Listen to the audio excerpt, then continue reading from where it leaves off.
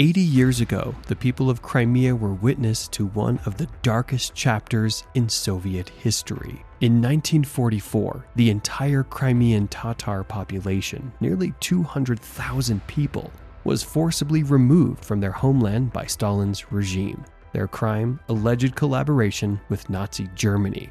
But was it justified? Welcome to Before Now, where we uncover the untold stories of history's most tragic events. In today's video, we'll explore the horrific deportation of the Crimean Tatars by the Soviet regime in 1944.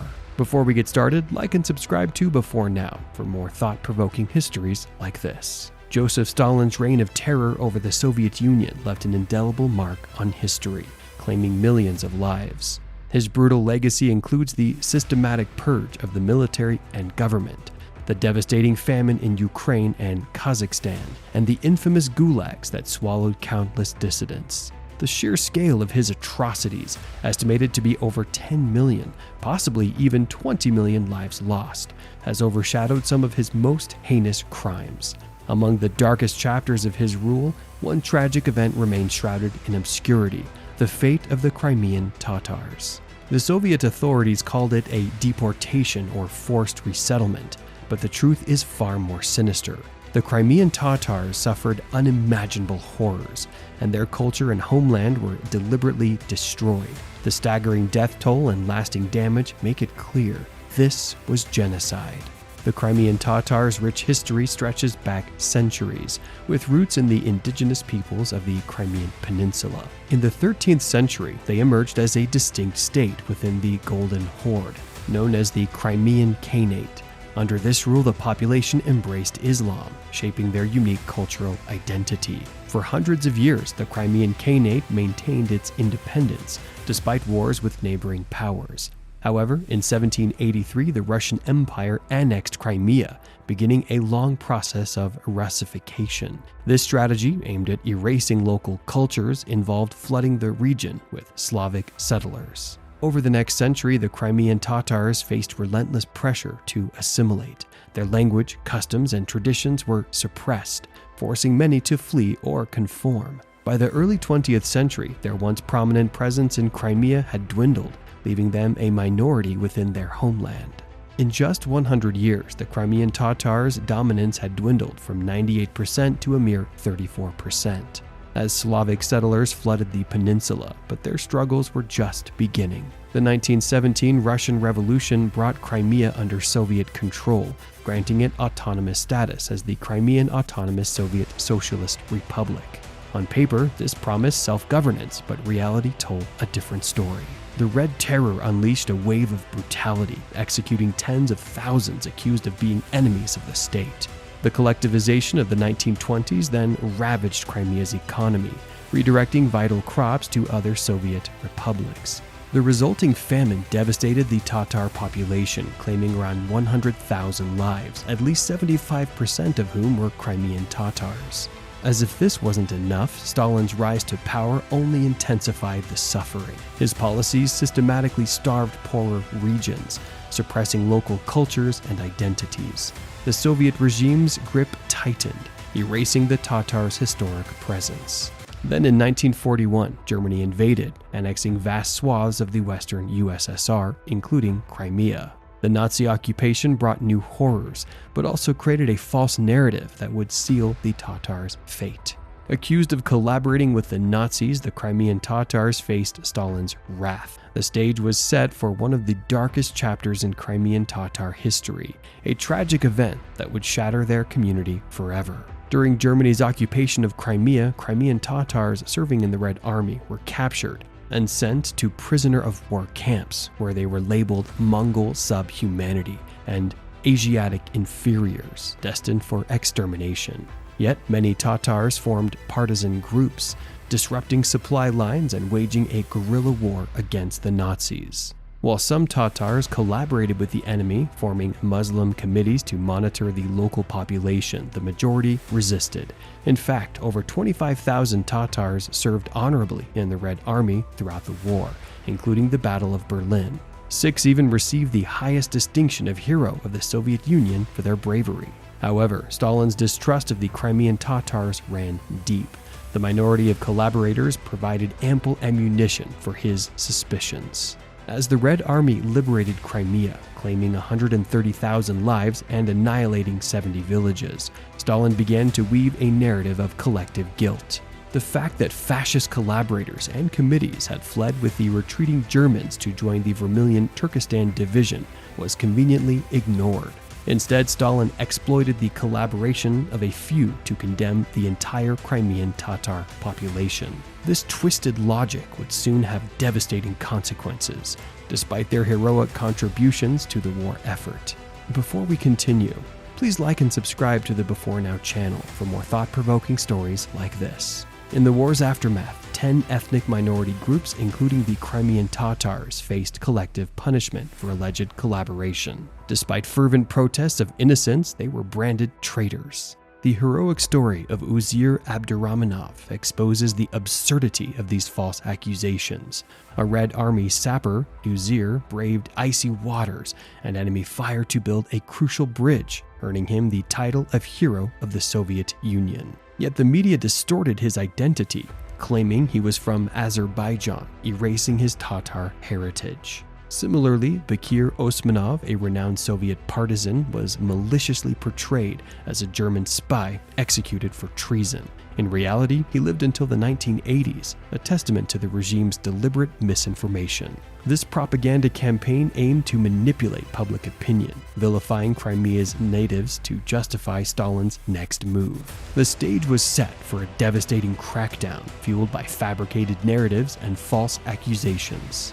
In 1944, Lavrentiy Beria, the notorious NKVD chairman, later convicted of treason, terrorism, and serial rape, proposed to Stalin the sinister idea of deporting Crimean Tatars. Beria's rationale was rooted in mistrust, claiming certain ethnic groups were vulnerable to influence from neighboring foreign powers, making them unfit for border regions. This dubious justification masked a darker intent: ethnic cleansing. Beria's plan targeted specific groups, exploiting fears of disloyalty to justify their removal. Stalin, already primed for repression, seized upon Beria's suggestion, setting in motion a tragic chain of events. And so on May 18, 1944, the Soviet regime launched a brutal operation to deport the entire Crimean Tatar population. The NKVD and Soviet military descended upon Crimea, rounding up nearly 200,000 people. Anyone who resisted was killed immediately. Several families torn from their homes were loaded onto cattle trains and sent to the remote parts of Central Asia. The journey was a nightmare. The conditions in the trains were unbearable. No food, no water, no sanitation. Disease spread rapidly. Typhus, dysentery, and tuberculosis ravaged the deportees. The deportation lasted 3 days, but its impact would last a lifetime. Tens of thousands died during the journey, and those who survived faced years of hardship and struggle. Unless you were a Tatar woman married to a Slavic man, ethnicity alone sealed your fate. Regardless of background or accomplishments, everyone was targeted for expulsion. Even the recently mentioned renowned war hero, Uzir Abdurrahmanov, who had bravely served his country, was not left out. The NKVD's records exposed the devastating consequences. 7,889 Crimean Tatars died during the journey to Central Asia, while 151,000 were forcibly relocated to Uzbekistan, 4,000 to Kazakhstan, and 35,000 to remote Soviet regions. Additionally, thousands from other ethnic groups suffered the same fate. 10,000 Armenians, 12,000 Bulgarians, and 15,000 Greeks were forcibly evicted. On July 4, 1944, the NKVD proudly reported to Stalin that the deportation was complete. Shockingly, they discovered they omitted hundreds of Crimean Tatars residing in the Arabat Aro region. To avoid revealing their incomplete task, they opted for a heinous solution. On July 20th, NKVD forces rounded up these remaining Tatars, loading them onto an old boat. The vessel was then deliberately sunk in the Azov Sea, drowning countless innocents. Survivors were brutally executed by NKVD machine gun fire, waiting by the shores. With Crimea now ethnically cleansed, Stalin gave the green light for further colonization. The peninsula's rich history and cultural identity were systematically erased, replaced by Soviet dominance. 51,000 Russians and Ukrainians poured into Crimea, taking over the farms and homes of the forcibly relocated Crimean Tatars. The Soviet government's ruthless grasp claimed houses, cattle, farmlands, and tons of supplies. The Crimean ASSR was dissolved, erasing the Tatars' homeland. Tatars' living conditions in exile were nothing short of horrific. Locals, fueled by Soviet propaganda, hurled rocks and accusations of fascist collaboration. Years of brutal persecution followed. Diseases ravaged the displaced population, malnutrition and injuries took their toll, and deserters were executed without mercy. Soviet records admit to 44,818 excess deaths in the first 5 years. But Crimean Tatar activists estimate a staggering 46% death rate from disease and labor. The government dismissed these statistics as slander, instead claiming only 22% of the ethnic group was lost. Estimates vary widely, ranging from 34,000 to 880,000 deaths. The truth remains shrouded, but one fact is clear. The Crimean Tatars suffered unimaginable horrors. Exile life was deliberately designed to be brutal for the Tatars. Deportees were forced into grueling labor camps, toiling in coal mines and construction sites for 12 hours a day, 7 days a week. Meager rations of 200 to 400 grams of bread per day barely sustained them. Their homes were cramped, doorless, windowless huts with dirt floors. As special settlers, Crimean Tatars were denied education and cultural expression. Their native language was suppressed, and they were officially branded second-class citizens. They lived in the open air, yet lived in captivity. Hope flickered in the 1950s with Stalin's death and Khrushchev's rise to power. Khrushchev condemned Stalin's deportations, allowing some groups to return home. However, Soviet Germans, Meskhetian Turks, and Crimean Tatars remained exiled. Even as Crimea joined the Ukrainian Republic, consensus reports erased the Crimean Tatar identity. The name was carefully omitted, reducing them to simply Tatars. In 1967, Soviet officials lifted the mass treason charge, but with linguistic trickery. Citizens of Tatar nationality formerly living in Crimea, now residing in the USSR. The decree's careful wording maintained their exile, forbidding return to their ancestral homeland. The Crimean Tatar struggle for justice has been long and arduous. In 1968, 6,000 attempted to return home but were deported again. Resilient with a thirst for justice, the late 1980s saw a massive Kremlin protest that forced Gorbachev to lift the travel ban. 166,000 Tatars returned home after 40 years in exile. With the USSR's collapse in 1991, Crimea joined Ukraine, and Tatars gained citizenship. However, rebuilding communities proved difficult. The Ukrainian government's hands-off approach led to Crimea's autonomy.